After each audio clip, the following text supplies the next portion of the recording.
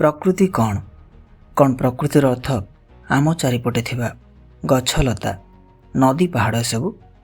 तेबे अधिकांश लोक प्रकृति कहले एया ही बुझी थांती, किंतु प्रकृतिर अर्थ व्यापक, अर्थात प्रकृतिर मूल अर्थ समग्र विश्व को ही बुझाए। आम भितर भी प्रकृति विद्यमान, आउ प्रति कणिका मध्यरे भी प्रकृति विद्यमान। जेमिति कथबार्ता हैला बेले आमे कहू प्रकृति छाड़िबा भारी कष्ट, यार अर्थ आम भितर थिबा प्रकृति द्वारा ही आमे परिचालित हेउ। तेणु प्रकृति ही गुणर जन्मदात्री। आम भितर जहाँ भी गुण थाए ताहा आम प्रकृति जोगु ही थाए। उदाहरण स्वरूप गोटे छोट छुआ पाटी रे चीनी देले से ताकू भल भाव खाई थाए, किंतु चीनी जगार लुण देले तार प्रतिक्रिया विपरीत होता है। कारण पिला ता बापा माँ प्रकृति ही जन्म आउ सेइथिरु ता गुण ता मध्य को आसी थाए। प्रकृति विषय भगवान श्रीकृष्ण श्रीमद् भगवद गीतार सुंदर भाव व्याख्या करिसेंति। श्रीमद् भगवद गीता अनुसार प्रकृति रे मोट 3 प्रकार गुण थाए। प्रथम गुण होची सत्व गुण, द्वितीय गुण होची रजगुण, आ तृतीय गुणटी होची तम गुण। तेबे प्रकृतिर एही गुण सब अनुसार ही व्यक्तिर स्वभाव निर्धारण होता है। जो गुण जहाँ पाखे अधिक थाए सी से स्वभावर होता है। तेबे व्यक्ति परिप्रेक्ष्य रे ए गुण सब किपरि होता है आसंतु देखिबा। श्रीमद् भगवद गीतार 14तम अध्यायर 6 श्लोक रे कहा जायछि जे सत्व गुण होछि निर्मल, प्रकाशदायी और सुखमय। एही गुण व्यक्ति को ज्ञान और सुखर बंधन रे बांधिबारे सहायक हुए। सेहीपरि यार परवर्ती श्लोक रे रजगुण संबंध में कहुଯାଇଛି जे रजगुण होछि उत्कंठा और उत्साह प्रदानकारी।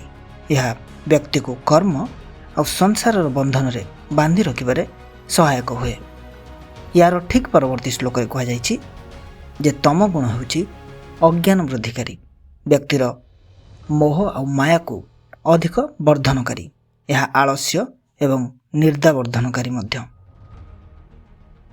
यहाँ पर भगवान श्रीकृष्ण कहउछंती जे सत्व गुण सुख देता है, रजगुण कर्म देता है, और तम गुण अज्ञान और मायार बंधन देता है। तेणु जो व्यक्ति पाखे अधिक सत्व गुण थाए से सात्विक, जहाँ पाखे अधिक रजगुण थाए से राजसिक, एवं जहाँ पाखे अधिक तम गुण थाए ताकू तामसिक प्रवृत्तिर व्यक्ति कहा जाए। तेबे आगकू गीतार 14तम अध्यायर 11तम श्लोक रे भगवान श्रीकृष्ण कहउछंती जे जेतेबेले व्यक्तिर भितरे ज्ञानर उदय हुए सेतेबेले ता भितरे सत्व गुण परिलक्षित हुए।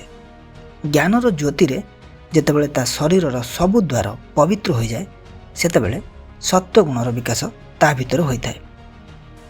ठीक सेही परि जेतेबेले व्यक्ति भितरे स्वार्थपरतार भावना, लोभ, अधिक काम करने को इच्छा, सबकिछि पाइबार इच्छा रे विश्रामहीनता जागृत हुए सेतेबेले से रजगुण को बहन करिथाए। शेष रे व्यक्ति भितर जेतेबेले अधिक सांसारिक मोह, आलस्यपण और अज्ञान देखा दिए सेतेबेले तम गुण परिलक्षित होता है।